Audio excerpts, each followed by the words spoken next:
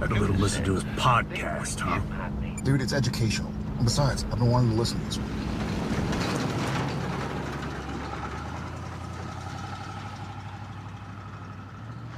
Welcome to Idling in the Impala, a podcast by and for lovers of supernatural and the fan fiction it inspires. I'm Sandra. I'm Karlee, and today, which is quite thematic given at the time of this recording, the British monarch Queen Elizabeth II has just passed away, we decided we'd do a little bit of Britain versus America through the eyes of supernatural. So we're going to do a little bit of an in-depth character study on the men of letters. So the American men of letters, of which I think there are 3 ? Maybe 4. This is the British men of letters, of which there were fucking loads. So, you know, feel like my countrymen were, we were set up to fail, weren't we? But yeah, Sandra, do you want to kick us off? What are your so I thoughts think on we're this? I think we're calling this. I think we're going to call this episode Culture Clash. I'm not sure. Was that the We'll go with for it? We might do Culture Clash. Okay, Culture Clash. Yeah. So just like the British men of letters. So I did a little bit of like research and some digging, and I just wrote down some overall vibes that I had, and then pulled some articles that I found about season 12, which is when we are introduced to the British men of letters, which for that season, I guess are kind of like competing with the overall big bad for that season, because they kind of start with the British men of letters, but then you get the whole Lucifers trying to find vessels to come back. And then, we find out that he's sired a Nephilim, and that's getting ready to come into the world and all that. So I feel like season 12 kind of like doesn't know what it's doing with its storyline anyway. So the British men of letters, I don't think really had a lot of chance to develop outside of just, to me, they were just Harry Potter meets James Bond. So it was like magic and gadgets, really, pretty much like at the start of it. So some thoughts that I had when I was like going through, because I recently did just do a rewatch. We just finished season 12. Things I didn't really like or just kind of picked up on was just the child soldier thing that they kind of brought in as the storyline with Mick when they did the flashback at Kendrick's, which is that substitute for Hogwarts, where it was, I don't know, maybe they were like 11 or 12. And it was Mick when he was in the school. Yeah. Can I just interject that I'm gleeful every time you say Harry Potter or Hogwarts, because that turf bitch isn't making any money off it. Keep saying it. We're going to pepper this episode with references to Harry Potter, knowing that turf bitch isn't going to get any fucking money. Yeah, no, carry on. And then I will weigh in with my thoughts about the depiction of my countrymen. Yeah. In this American show. I feel that I'm sure the showrunners were probably just like, oh, Harry Potter's big. Let's just lean into that at the time. Because what was it, 2016, 2017? I feel like that was the year that the season came out. So yeah, the child soldiers stuff of like kill or be killed. Yeah, no, carry on. I'm just going to Google if that was happening around like a Harry Potter fucking. Yeah, and I feel like it was around the time when we had our like election with Trump too. So I kind of feel like it was all that, looking back on the articles and stuff. So yeah, 16 to 17. So survival of the fittest, the following orders blindly, and just how very cult-like it felt. Like, we'll take care of you. We're your only family, but there's like no warmth in it. The headmistress, which then ends up, which I don't know how you can like, it felt like she was running Kendrick's, but then also like a part of the British men of letters, that Dr. Hess chick. And I had to look back on IMDb because I am not well versed in Potter. So I had to I knew there was a character that she reminded me of, and she reminded me of that Dolores Umbridge character, which I guess is like she was like a defense against the dark. Yeah, defense against the dark arts professor, and she just gave cat ladies everywhere just a bad name like that. And the Dr. Hess chick and all the ladies really in the British Men of Letters, just very cold. And I felt it was like the guys were the only one that were given even just like a little bit of likability, like Mick, and then that they had Ketch, who was this like supposed to be suave James Bond dude. And then he was rebuffed. Sorry. He was rebuffed by Mary. You know, I just felt a lot of layers of misogyny going on. Like, you know, all the women are just bad and cold. And again, I really have a lot of problems with Andrew Dabb, who was like the main showrunner for the last 4 or 5 seasons, I think, along with Robert Singer. And the way that it was like, especially with Mary, I know we don't like Mary in general, but the fact that Ketch was like made to feel bad because Mary didn't want to, you know, do anything besides that one roll in the hay. I just didn't like that. And then you are, of course, the consultant of all things British and history on that end, because I also was just such a great representation of American history.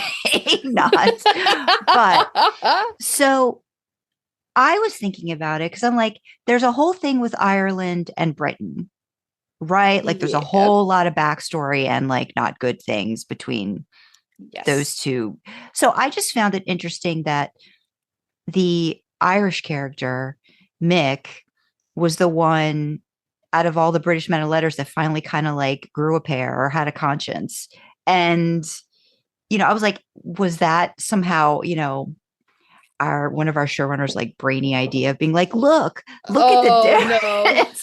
No. You're giving them way too much credit. Well, there. That's what I've learned. A lot of podcasts actually give a lot of the writers and producers much more credit, and we tend to have a lot more thought on what's been presented to us than probably what they even came about. But that was just interesting to me that out of all of them, I mean, he was the only one that obviously was not British, right? Like, so that he was the one that was having the problem with it and wanted to eventually side with Sam and Dean and was summarily shot, I thought was interesting.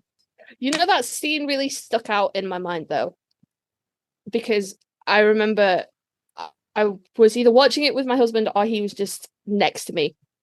Mm-hmm. I remember being really mad about that. And he was like, what is your problem? And I'm like, this is a show about monsters. This is not a show about people hunting people. I don't want this to turn into The Walking Dead, mm-hmm. where, you know, it's just people getting shot. Like, that's not entertaining. I can turn on the TV and find 100 different TV shows of people fighting people. That's not what I'm here for. And I remember being really mad about that because I think it was like, it was one of the first times that you saw a human kill a human with mm-hmm. like a gun. Mm-hmm. You know, and it was like, it was really modern and it was mm-hmm. like obviously really callous. And I that was the beginning of the end where I was like, I don't know where this is going. And like they pulled it back. It was fine. Mm-hmm. But that's just a shining light of how much I really fucking hate the British Men of Letters storyline, like so much. I think I'm gonna share my notes on the screen. This was an excerpt from an article that Jared Padalecki. The storyline is reminiscent of season 6, when Sam was soulless and kind of behaved much the same way the British Men of Letters are behaving now, at least in their hunting tactics. It's fun to revisit that. Would you kill 2 people to save 3? Would you kill 10 to save 12? You're still killing 10 people. Would you try to find the middle ground? Did you see any of that? Like that reminiscent of season 6? Because I didn't. Even if you're trying to talk about the British Men of Letters.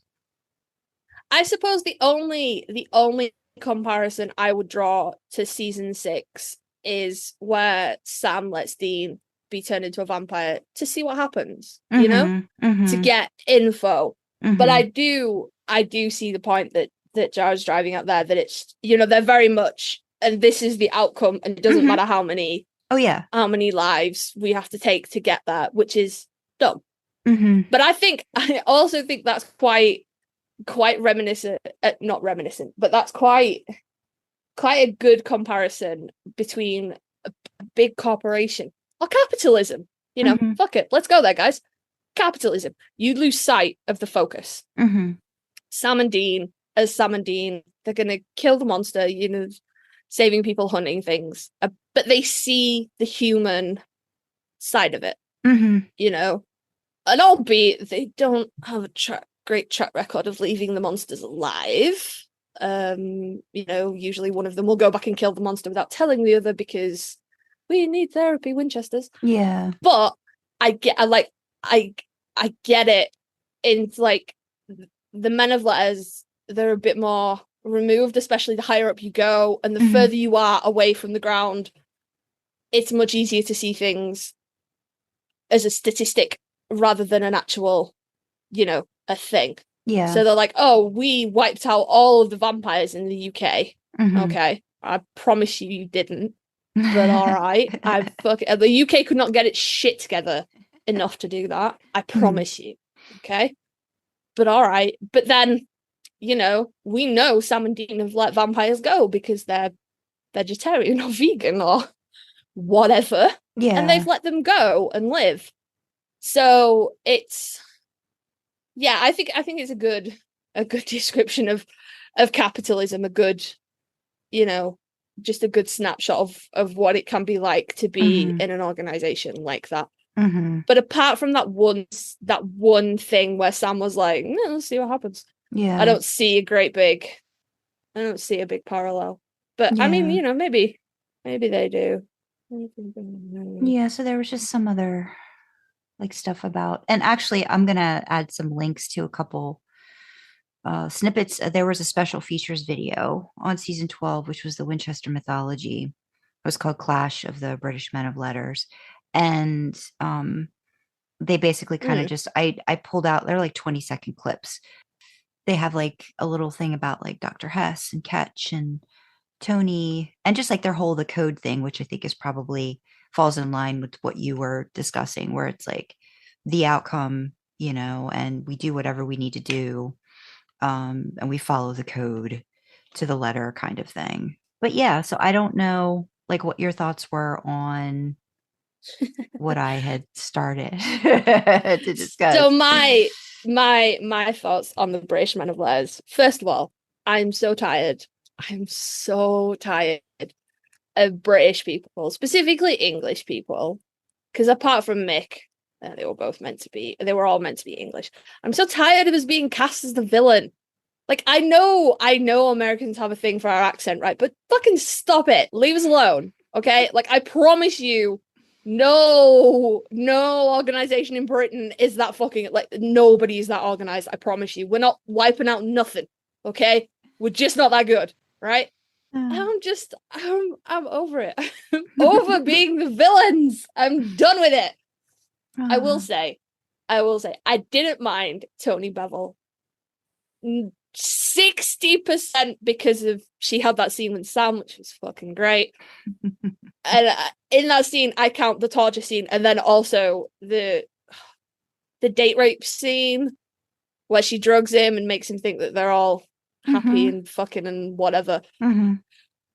They're good scenes, all right? Get some shirtless Sam, we get some wet Sam, we got like naked Winchester because he's got no shoes on. Like, it's, but I've been tortured by the devil himself. Like, it's great. It made it into my top 10. It's fucking brilliant, right? And she's there. She's there. She's when they use the grenade launch. Yeah, and she's there to use the grenade launch, and she's like, "Are you guys stupid?" And they're like, "Yeah, maybe. Fuck it, we're gonna see what happens." Well, and I'm into that. I found it because again, like they made mention of the fact that she has a son, like I think at the end of season 11, before, like when they first introduced her, and then you don't hear about the kid again until she begs Dean, like, just let me live so I can go back to my son and all of that. And I guess she's able to compartmentalize, like, but you're using a kid at a spot, like, otherwise. But yeah, she was just very businesslike in her torture, and I guess that could be a See, thing. that's that's accurate to Mhm. maybe like, I don't know if y'all can tell people, I don't mingle with upper class British people. We are not in the same circles. I am very, very working class. But I have, we've all encountered the rich lady at the store that, is going to get some shit done, and she's going to do whatever she's going to do. I think you guys call her Karens. We call them Yeah. Karens over here, but still, Yeah. and she is that very kind of very stereotypical type of like upper class person who doesn't get ruffled and is very businesslike, and there's not a great deal of emotion there because they're not brought up with emotion, and that's fine. And I don't mind her, and I like Mick. I liked Mick. He's a nice boy. I was very angry with what happened to him. Very angry. I did not like Ketch until he died, quote unquote. Came back. And came back pretending to be his own twin brother, which was funny. And after that, he seemed to like get his shit together. But I didn't like him initially, with his whole like you say, like he was supposed to be the James Bond one, and I kind of want to grab whoever was writing and go, have you ever seen a James Bond movie ever? Ever, like for 5 minutes, ever, because it's not like this. No, he's way too heavy-handed. It was gross and embarrassing. Yeah. I think my biggest problem with the Men of Letters is, apart from I'm tired of my countrymen being the villains. I'm so sick of it. You could have got people from literally anywhere. Where were the Australian Men of Letters fuckers? Like, where were they at? Or I don't know. They The South kept saying American the Men of Letters. chapter, so it's like that there have to be other countries that have. Again, it's a part of the world building that I guess we just never get to see more of. I'm sure there's some fan fiction somewhere that has talked about other chapters of the Men of Letters, probably. And, maybe Sam and Dean having to finally do some other traveling outside of the United States, except for, was it Scotland, when they had to go take care of find Crowley's, bones and stuff. Yeah. Yeah. I think you could have leaned into a lot of the humor of having maybe a European chapter of the Men of Letters. That would be awesome. Like with a language Spain, barrier, Italian, the French. I could see everybody just being all about, well, let's take a nap. Let's have a good something to eat. Dean would be all for that. Dean would be like, hell yes, let's eat and then drink and then we'll figure our shit out. Yeah. And you can see now, you can see Sam standing around going, we need to get work done. what it's 1 p.m. What are you doing? And then just like everybody, including Dean, just being like, it's nap time, fucker. And Sam's I could just see him in the middle of the library like, what is happening right now? What is happening? See, that would have been funny. Yeah. And a subversion of expectations. But my main issue with the Men of Letters, apart from it being a really crappy shoe-in for a big corporate company, things like that, is they tangled it all up with the Mary storyline. And I was already mad about the Mary storyline. And then she betrayed the boys. And then she got Sam to betray Dean. And they're guilty by association now. Yeah. It could have been interesting.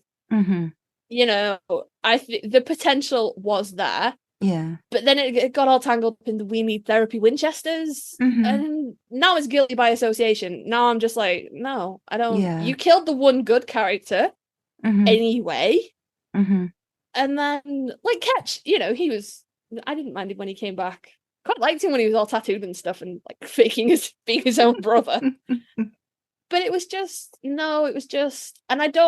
it fell back on a lot of British stereotypes that I would have liked to think in 2016 we would be over. But you've got to look at Supernatural as a whole anyway, and they are all, I just think they're the showrunners and the writers are kind of late to get on board with what you should and shouldn't do anymore. And I think they jumped onto I'm going to say it again, the Hogwarts bandwagon. And maybe a little too late too, but again, you're leaning into all of these all this pop culture stuff that's kind of lazy, right? Like, again, like if you're gonna bring in a Men of Letters, another chapter, I, not that I didn't think it wasn't like, I thought the gadgets, were again, but it was reminiscent of James Bond, like, the gadgets that they were using that were so much more advanced than anything that the Americans had, which I still don't kind of. So we're talking about culture clash, like Americans, like, and I got this off the video, like they saw American hunters as undisciplined, messy, vulgar. I'm like, okay, but that's not every hunter. So again, you're stereotyping a group of people, just like the Men of Letters, the British Men of Letters were like stereotyped. They were, looking at the Americans in the same way. And if we can't get them on board, we're going to get rid of them. But really, we're going to get rid of them anyway because they're not helping with our profit margin or whatever. Like some kind of, like once we get them, we're going to just eradicate them. Okay, so this is normally the part of any given podcast where we would go, hey, our sponsor today is, but we ain't sponsored. So we just have some causes, some charities that we'd like to bring to your attention, point you in the direction of if you feel able or willing to donate to them. We have three main sort of causes, inverted commas, that we're promoting feels like the wrong word, but like signposting, highlighting, if you will. So the first one is to do with the conflict in Ukraine, the Russian invasion unlawfully of Ukraine. So we would just like to draw your attention to World Central Kitchen, which, as it sounds like, is, helping to feed people that are affected by this conflict. Although it's dropped out of the media quite a bit now, there's still a hell of a lot of people in the Ukraine that are trapped, that are cut off, that are struggling for food and water and basic supplies. So that's what that charity is there for. We have KidSave, which, again, as the name suggests, is looking out for the children that are affected by this. I mean, conflict feels like the wrong word. It's, it's an unlawful invasion. But yeah.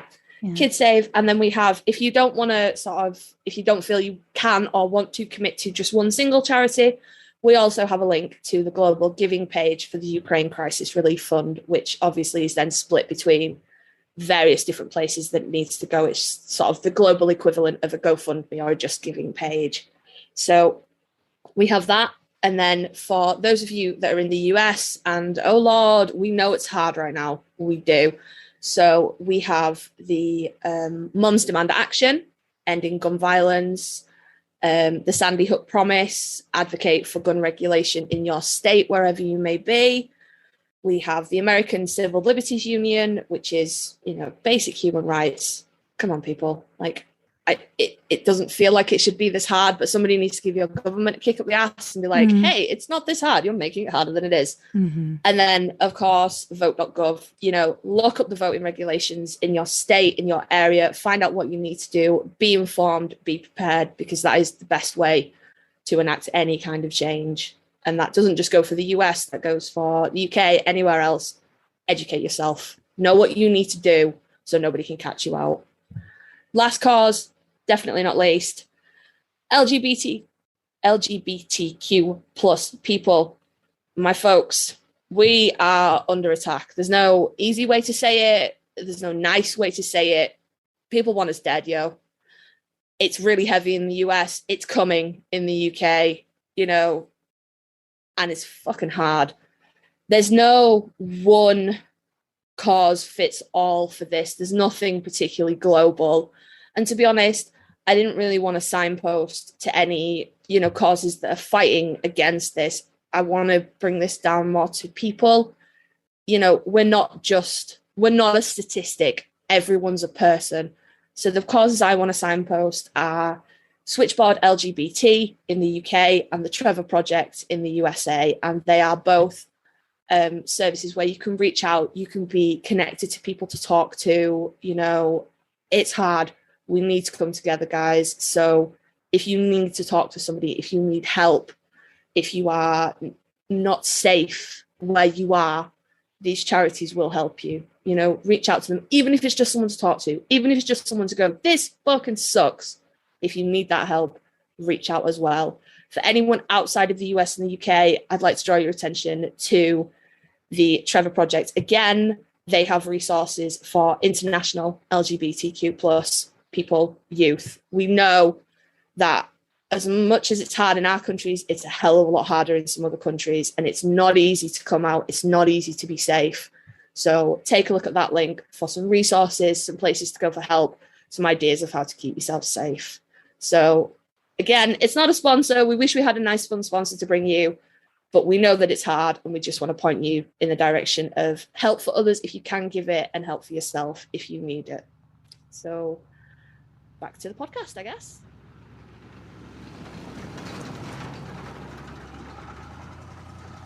I think it's an interesting character study if you think about the differences between the countries. So Britain, like, you know, England, Scotland, Wales, and Northern Ireland, Great Britain, we are in the most part a cohesive unit. Okay, it's like 4 different countries, but for the most part, we're a cohesive unit. The laws, for the most part, are the same. Obviously, like Northern Ireland, Wales, and Scotland have their own.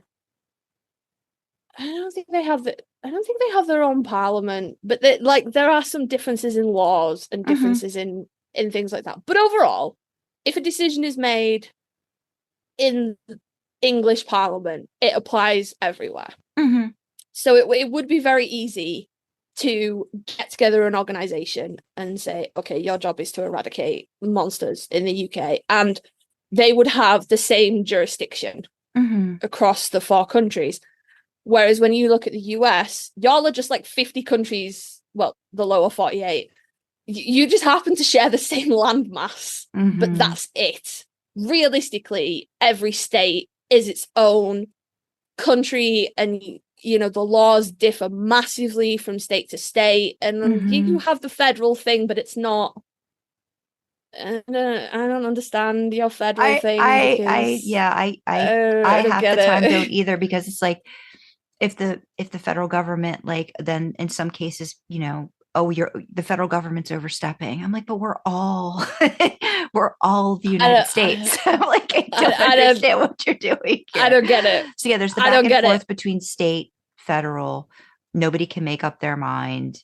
Some things, you know, some laws just arbitrarily decided by, you know, the Supreme Court, and then that has a ripple effect in other states that triggers other things that now the states can jump on, or other people have to say, no, we don't want that. So yeah, our cohesion is barely hanging on at this point. Like we're like, it's not super glue. It's like duct tape. It's like, you know, we're just like, we're ready just to like break apart at the seams, I feel like. So I can understand we don't know what we're doing, or we can't make a decision as a whole kind of thing. Like if you're looking at, say, the American mindset on that regard, where we can't make a decision together anymore. I don't know if we ever could. I feel like we did when I was really little. It felt like stuff was happening the way it should. Not anymore. But yeah. I don't know. Yeah. I don't know. But I just think it's like, so if you say like every hunter, every group of hunters is a different state, for example, and then you've got Britain, who, I mean, there's tension.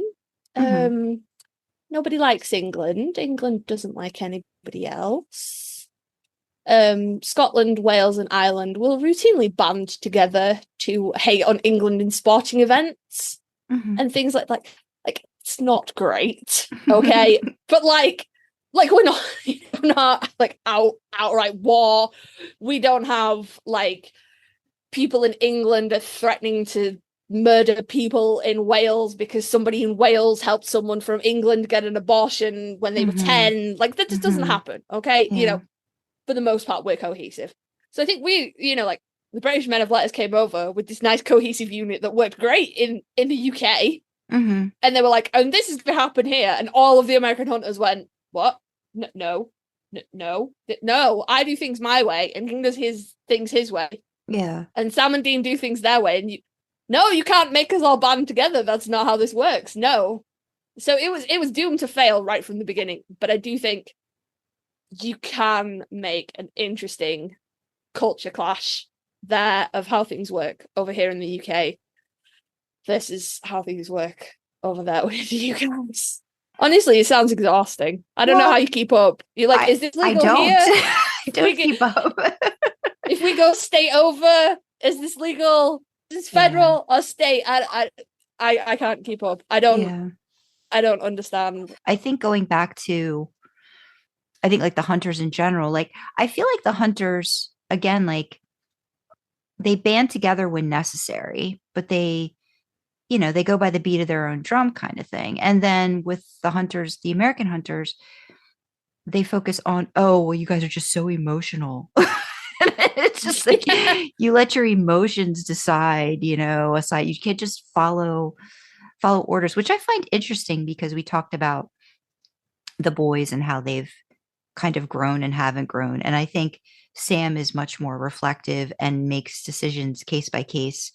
And Dean has slowly come to that decision, but he's also very back and forth and flip-floppy. So Dean is, I think, the much more, which is weird. Sometimes I think he's the more emotional, like, of the two, like just by his reactions and actions, where Sam is more emotional, but he takes the time to think about the choice he's going to make. So it's that kind of thing. And I don't know, based off of what they gave us, the little glimpses of a lot of the other characters. I mean, Mick was really the one I think we got a lot of time with, and then Ketch a little bit more towards the end. But then that was a lot of his relationship and fallout with Mary.